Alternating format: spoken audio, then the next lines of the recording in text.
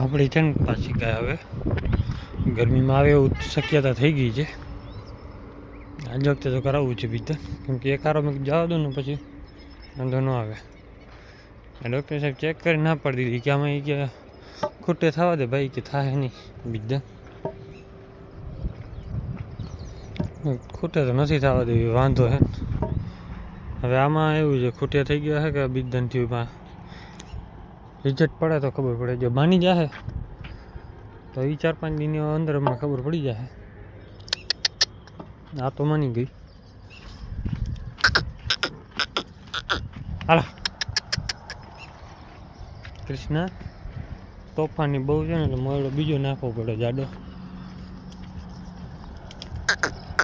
હવે બધીનો સ્ટોક આવી ગયો, ઘડીક વાર ઊભી રહે પછી આગળ હાલશે.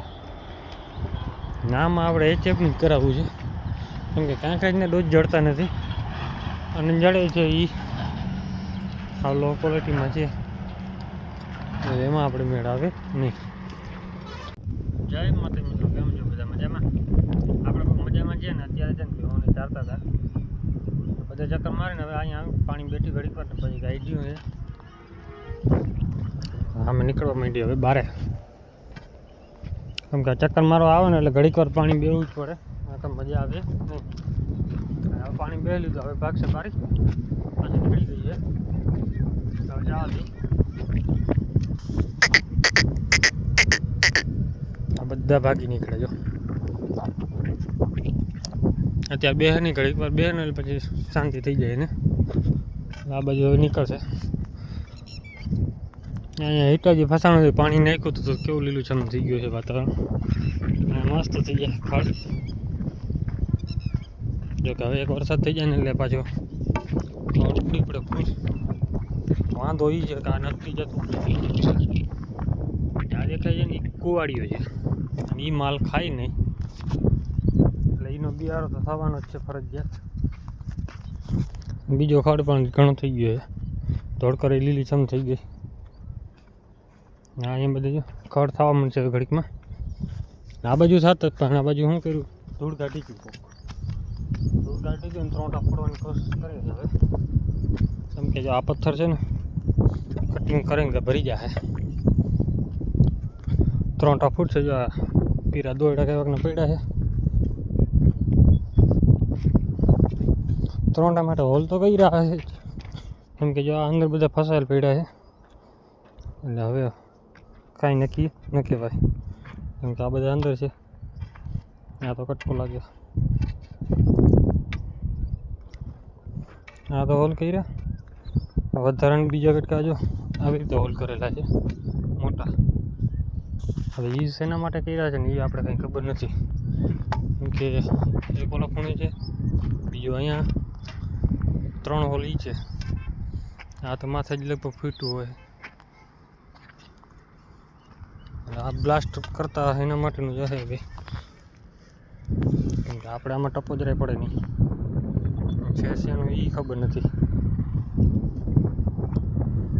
જમીન ફાડી નાખી દીધી બાકી એ ખબર પડી ગઈ આપણે. કેમ કે જો અહીંયા હોલ કર્યો, આ જમીન ફાટી ગઈ. પથ્થર છે બધું. આમાં પાણી આવી ગયા છે એવું નથી, પાણી નથી તો બુરાઈ ગયું. અહીંયા કર્યો હવે પથ્થીઓ નથી એવું છે. પથ્થર કઠોળ આવી જાય ને એટલે પૂરું. અહીંયા એ જ હાલ થઈ ગઈ છે. કાંત પછી ત્રોંટો ફોડી લીધું હોય. આટલા પથ્થર કાઢશે ને એટલે આખું ખાણ કરી નાખશે ઊંડી, એટલે પછી પાણી ખૂટશે નહીં તો માલ ગુચી પણ જાય, કેમ કે આ બધો ગારો છે. આ ગારો કાંઈ કામનો ન રહે. બાકીના હોલ કર્યા છે ને ત્રોંટાના, એમાં છે ને આવી રીતે ફસાવેલું પડ્યું છે. હવે આમાં ખબર પડતી હોય તો વાંધો ન આવે, ના ખબર પડતી હોય એટલે એ ફૂટે. કેવી રીતે ફૂટતું હોય માણસ જીવ તો રહીએ નહીં.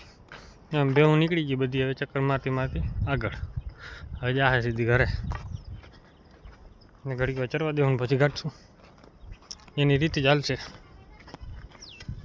અહીંયા જો ચીકણી માટી બધી ભેગી થઈ જાય ને બધી ભેગી ભરી લીધી.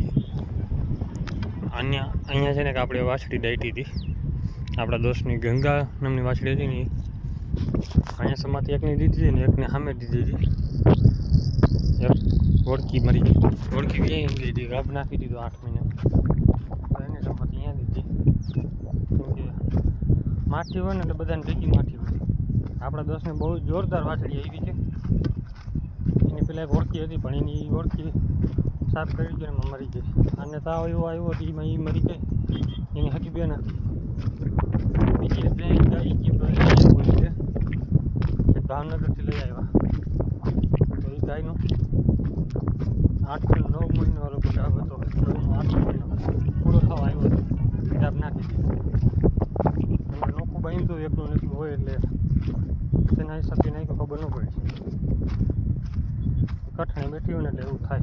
આપણે કોઈને નથી માન કાંઈ વાછડી ઉછેર કરી લીધી હોય મરી ગયા એટલે આપણે રેકોર્ડ પેલી તૂટી છે કે વાછડી જૈનમાં પછી પેલી વાછડી મરી છે.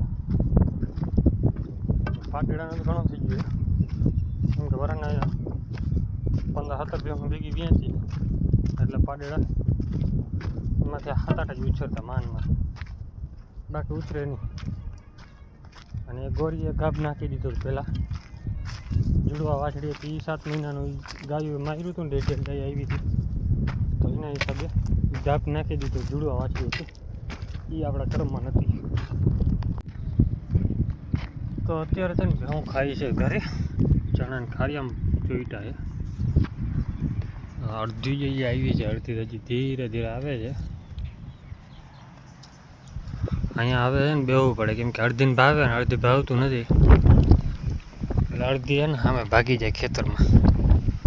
આગલા મજૂર હતા ને બીજા એને કાંટા ઉડાડીને બધા બાવર કાપીને ફરતે હાશ કરેલી હતી. હાશમાંથી એને લાકડા કાઢીને કાઢી ગયા.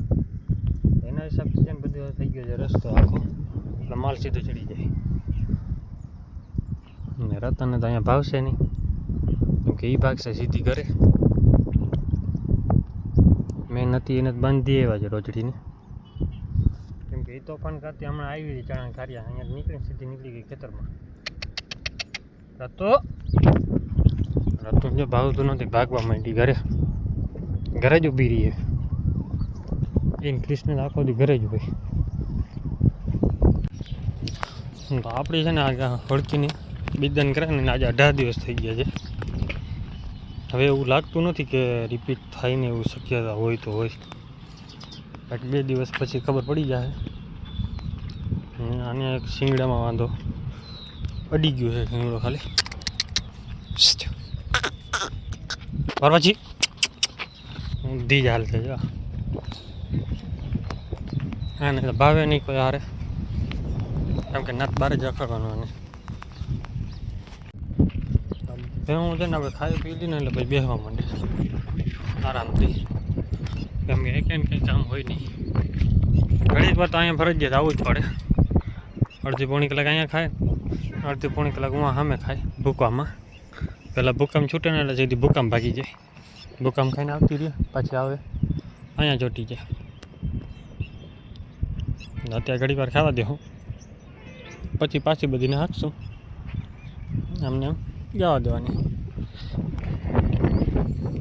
આપણે છે ને ગરમીમાં નથી આવતી. અત્યારે વહેલી રીજમ થાય ને મોકામ થાય એમ બીજી એક આપણી ચાંદરી બી આવી નથી આવતી ગરમીમાં. આવી જાય ને તો મેળાવી જાય કેમ કે પછી ઉનાળાના ટાઈમમાં મોકામ વી જાય. અને તે જવા રખડશે ઘડીક વાર. મેન બંધાઈ ગઈ છે ને એટલે એક પાડી તો હજી માં ભેગી જ રખડે છે, ગોતે છે કંઈ નહીં કે હાલ જલ્દી જવું છે ચક્રું મારવા. ભાગી ગઈ હતી થોડી વાર પહેલાં એટલે બાંધી હતી વાંચ ભલે ઊભી ભૂકામાં. અહીંયા કાલ બાંધી દે તો પાડા શીંગડું છે ને લઈ લીધું હતું હાકરમાં, ગળા ફાંસો ખાધી હતી બી. પછી વાટ જોયો વરસાદની, કારણ કે વરસાદ આવે ને મેળ પડ્યા છૂટવાનો. આ બેસી જાય ને એનો પગ બહુ દુખે, એમાં પગ જલાઈ જાય. વિડીયો કેવો લાગે છે કોમેન્ટ કરી નાખજો. જય માતાજી, જય શ્રી રામ બધાને.